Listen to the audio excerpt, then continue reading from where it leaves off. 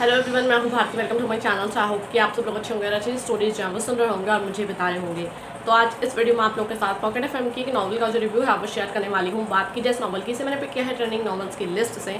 और ये जो स्टोरी है ना, ये थोड़ा एक फोर्स्ड रिलेशनशिप, फोर्स्ड मैरिज और इस चीज़ के साथ मतलब एक रिवेंज भी जुड़ा हुआ है। तो क्या है पूरी कहानी, या फिर क्या है इस स्टोरी में कुछ डिफरेंट या फिर सेम, ये जानने के लिए तो आप लोगों को पूरी वीडियो को एंड तक देखना पड़ेगा, तभी आप लोगों को चीज़ें जो है वो समझ में आएंगी। फिलहाल मैं आप लोगों के साथ इसके डिटेल जो है ना वो शेयर कर देती हूँ। बाकी लिंक्स वगैरह जो भी होंगे वो मिल जाएंगे आप लोगों को डिस्क्रिप्शन बॉक्स में, वहाँ से जाके जो आप लोग इस स्टोरी को पढ़ सकते हैं। तो ये जो कहानी है उसके नाम है तेरी ज़रूरत है, और इसके जो ऑथर हैं उनका नाम है शुभ श्री। इसकी जो रेटिंग है वो 4.4। इसके जो चैप्टर्स हैं वो है 52। अराउंड मैंने 45 इसके चैप्टर्स जो हैं वो पढ़ लिए हैं। और कुछ चीज़ें ऐसी भी हैं जो कि बहुत अटपटी हैं। स्टार्ट में तो मैं बहुत ज़्यादा परेशान सी हो गई थी, बट चलो क्या चीज़ें हैं ये जान लेते हैं हम। पहले मेन कैरेक्टर्स की बात की जाए तो वो हैं अर्नब और चाहत। ठीक है, अब थोड़ा इंट्रोडक्शन पर आ जाते हैं ताकि आप लोगों को पता चले कि कहानी में क्या है। तो ये कहानी है दर्द और राहत की। ये कहानी है अर्नब और चाहत की। अर्नब एक गुस्सैल और बेदर्द इंसान है जिसे दूसरों की तकलीफ़ या फिर दर्द से कोई वास्ता नहीं है, जो मोहब्बत और एहसास से कोसों दूर एक बदले लेने के लिए जो है वो इस दुनिया में ये जो है वो जी रहे हैं। अचानक उनकी ज़िंदगी एक दिन पलट जाती है। उसे मोहब्बत होती है, पर उसे जिसके साथ उसने एक रात बिताई थी, जिसे पागलों की तरह वो ढूंढने निकल पड़ता है। इसी बीच उसके दादा दादी उसका रिश्ता चाहत से तय कर देते हैं, पर शादी होने से पहले कुछ ऐसा होता है जो अर्नब को चाहत संग ज़बरदस्ती शादी करने पर मजबूर कर देता है। क्या अर्नब ढूंढ पाएगा उस लड़की को? क्या अर्नब की नफ़रत सामना कर पाएगी 19 साल की चाहत नफ़रत का? तो समझ आया अब आप लोगों को? एक तो एज गैप, ठीक है। दूसरी चीज़, एक जो चीज़ मुझे थोड़ी अटपटी लगी, मुझे पहले नहीं पता था, सच में कुछ चैप्टर्स पढ़ने के बाद आप लोगों को रियलाइज़ होगा कि हमारी हीरोइन जो है वो बोल नहीं सकती हैं। वरना क्योंकि देखो जिस तरीके से डायलॉग्स में बताया गया था, थोड़ा सा इंट्रोडक्शन अगर वो पहले दे दें, मुझे बहुत सही लगता है। अगर जो कैरेक्टर्स हैं उनका इंट्रोडक्शन हमें मिल जाए, क्योंकि ये चीज़ें क्लैरिफाई नहीं होती है जब तक आप उसको बताओगे नहीं कि ये हीरो है, ये हीरोइन है, इनका क्या पास्ट है, कौन क्या है, कौन किसके मॉम डैड है, कौन किसका क्या है। तो मुझे लगता है कि एक फर्स्ट चैप्टर जो है वो एक इंट्रोडक्शन की तरह होना चाहिए, ताकि आप लोगों को सारी चीज़ें जो हैं वो क्लियर हों, या जो भी कोई कहानी पढ़ रहा है वो क्लियर हो उसको। ठीक है, बट चलो कोई बात नहीं, ठीक है। अब हम तो समझ गए, मैंने आप लोगों को बता ही दिया कि क्या सिचुएशन है। दूसरी चीज़ ये कि इनको जो है अर्नब को ये चीज़ नहीं पता कि चाहत जो है वो वही लड़की है। ठीक है, अब वो चाहत को इधर उधर ढूंढ रहे हैं, लेकिन उन्हें क्या पता उनके घर में ही उनकी चाहत जो है वो अवेलेबल है। ठीक है, इन लोगों के पास बहुत पावर होती है, इनके बहुत सोर्सेज होते हैं, लेकिन उनका कोई फ़ायदा नहीं होता जस्ट बिकॉज वो किसी को नहीं ढूंढ पाते हैं। और दूसरी चीज़, हमारी हीरोइन के पास्ट में ऐसी बहुत सी चीज़ें हुई हैं जिनकी वजह से वो ऑलरेडी डिप्रेस्ड है, या फिर ये कह लो कि बहुत इमोशनल है, मेंटली जो है वो स्ट्रॉन्ग नहीं है। लेकिन इन चीज़ों से हमारे हीरो को कोई फ़र्क नहीं पड़ता। तो उन्हें पता चलता है कि ये जो इनके जो फादर हैं, मतलब हमारी हीरोइन के जो फादर हैं, उनकी जो है इनकी फैमिली के साथ कुछ चीज़ें हुई नहीं होंगी, शायद धोखा दिया इनके मॉम डैड को, और जो है उनकी फिर डेथ हो गई, कुछ रीज़न। ठीक है, वो चीज़ अभी क्लियर नहीं है, लेकिन आप लोग खुद पढ़ते जाओगे, आप लोग को चीज़ें क्लियर हो जाएंगी। पूरी चीज़ें मैं नहीं बता रही हूँ, तो पता है मुझे। ठीक है, तो ऐसा है, तो वो बदला लेना चाहते हैं इनसे, यानी हमारी हीरोइन से। लेकिन यार एक चीज़ देखो ना, मुझे तो ये चीज़ समझ ही नहीं आती। तो तुम्हें बदला लेना है, वो भी उस चीज़ का जिसमें उसकी कोई गलती ही नहीं है, और ये चीज़ तुम्हारे दोस्त, तुम्हारे आसपास के लोग तुम्हें समझाने की कोशिश कर रहे हैं, लेकिन तुम वो चीज़ नहीं समझ रहे हो। उल्टा उसको मेंटली फिजिकली टॉर्चर जो है वो तुम कर रहे हो, और फिर इससे क्या मैसेज जाता है ना, ये मेरी समझ से बाहर होता है। देखो मुझे लगता है ये चीज़ें जो होती है ना, ये थोड़ा सा दुश्मनी को प्रमोट कर रही हैं, या फिर तुम्हें एक चीज़ें जो हैं वो अटपटी सी दिखाई जा रही हैं। ठीक है, क्योंकि यार तुम समझ नहीं रहे हो कि वो क्या फील कर रही है अंदर से। मैं पढ़ते टाइम, आप लोग मानोगे नहीं, मैं इसको पढ़ रही थी, मैं कम से कम इसको पढ़ते टाइम भी बहुत मतलब 4-5 बार तो मैं खुद ही रोने लग गई थी इसको पढ़ते पढ़ते। लेकिन फिर भी मुझे ऐसे हुआ कि नहीं, मुझे जानना है क्या ये पर्सन। और फिर तुम यूँ भी दिखा देते हो कि वो जो है उनके मन में उनको लेके फीलिंग्स जो हैं वो जाग रही हैं। अगर वो उसको टॉर्चर कर रहा है तो वो उसको जो है वो दवा भी लगा रहा है, वो चीज़ें सब ठीक है यार। लेकिन तुम एक चीज़ ध्यान रखो ना, कुछ ऐसे घाव भी होते हैं जो तुम्हें सामने से नहीं दिखाई देंगे, जो बातों के तीर होते हैं, या फिर जो तुम उसको फील करा रहे हो, वहाँ तुम्हें क्या पता कि उसके साथ क्या बीत रही है, या फिर पास्ट में क्या हुआ है। तो ये जो चीज़ें होती है ना, ये एक मेंटल हरेसमेंट, ये टॉर्चर मेंटली इतना इमोशनल वीक कर देता है, मतलब इमोशनली इंसान को वीक कर देता है, तोड़ कर रख देता है अंदर से।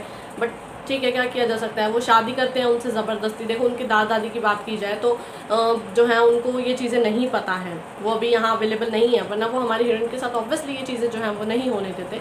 लेकिन हमारे हीरो जो हैं वो उन्हें अपने अलग ही तरीके से चीज़ों को लेकर जा रहे हैं। हालांकि वो उनको लेकर प्रोटेक्टिव भी हो रहे हैं, पॉजिटिव भी हो रहे हैं, लेकिन उन सब चीज़ों का क्या फ़ायदा। दूसरी तरफ वो चाहते हैं कि ये अपनी मेरी ज़िंदगी से जो है वो निकल जाएं, और फिर उसके बाद मैं जिसे चाहता हूँ वो मैं अपनी लाइफ में उसको लेकर आऊँ, यानी वो चाहते हैं उस लड़की को।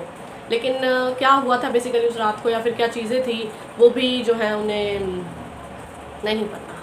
कौन थी, कहाँ से थी, क्या हुआ, ठीक है, वो चीज़ें जो है वो इतनी ज़्यादा अभी क्लियर नहीं है। बट कहीं ना कहीं एक जना दो दो लड़की से कैसे अट्रैक्टेड हो सकता है।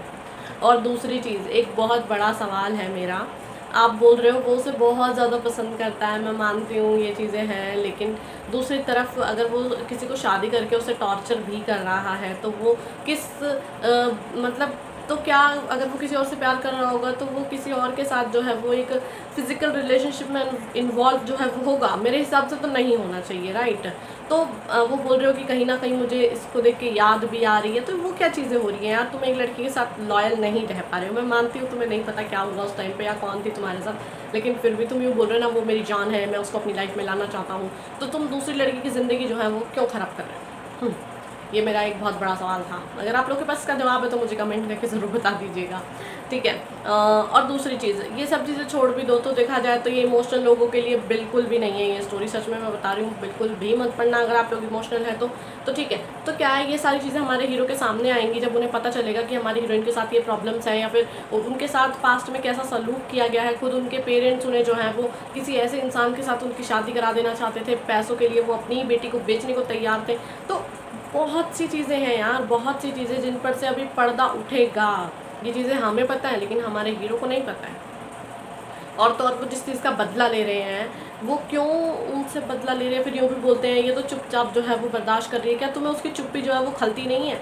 तुम्हें नहीं जानना चाहिए कि क्या वजह है, और तुम उसके ऊपर ब्लेम पे ब्लेम, हर चीज़ को लेके उसी को टारगेट करना, ये क्या सही होता है? देखो इस तरीके की स्टोरीज जो होती है ना, मैं ये नहीं बोलती कि आप मत लिखो, लेकिन मैं ये कह रही हूँ कि यार आप इनसे क्या मैसेज दे रहे हो, ज़रा मुझे डिटेल में बताओ। आगे चल के आप लोग बोल देते हो कि वो जो है वो उनको माफ़ कर देती हैं, क्यों माफ़ करे, पहले तो तुम मुझे ये बताओ क्यों माफ़ करें उनके बिना। क्या इतनी सारी चीज़ें होने के बाद तुम्हारे अंदर वो बड़ा दिल दिखाना इतना ज़्यादा ज़रूरी होता है? नहीं यार, मैं कहती हूँ पहले उनको अच्छे से रियलाइज़ कराओ, उन्हें दिखाओ क्या चीज़ें हैं रियलिटी। और मैं वही चीज़ हमेशा ऐसे रिपीट करती आ रही हूँ, और अभी भी मैं बोलूँगी अगर इस तरह की कहानियों को मैं पढ़ती हूँ तो, कि क्या ये सारी चीज़ें टॉर्चर, हैरेसमेंट, ये सब कुछ देखना हमें इमेजिनेशन में समझना भी ज़रूरी है क्या? हम इमेजिन ही भी करेंगे कुछ, तो मैं अच्छा इमेजिन नहीं करूँगी कुछ कि मैं कुछ डिफरेंट करूँ और मैं उससे कुछ सिखाऊँ, है कि नहीं है? मुझे तो यही लगता है। जैसे कि देखो जब रीबर्थ वाला कॉन्सेप्ट आया था, मैं बहुत ऐसे कि यार क्या है ये, क्या चीज़ है। जब आप लोगों ने पता होगा, जब मैंने अपनी फर्स्ट रीबर्थ, मतलब मेरी क्या मतलब जिसने भी लिखी थी, मैंने जो अपनी तरफ से फर्स्ट पढ़ी थी, मैंने उसका रिव्यू शेयर किया था, तो मैं भी हैरान थी कि यार देखो लोगों के पास नए नए आइडियाज़ आते हैं, तो वो क्या हो रहा है कि वहाँ से वो अपनी गलतियों से सीख रहा है इंसान, एक मैसेज जो जा रहा है वो पॉजिटिव है ना। तो वही चीज़ है, मैं यूँ बोलूँगी कि राइटर्स को थोड़ा ना डिफरेंटली सोचना चाहिए, इन सब चीज़ों से ऊपर निकल के इमेजिनेशन में तो एटलीस्ट तुम पॉजिटिविटी जो है वो टॉप लेवल पर रख सकते हो।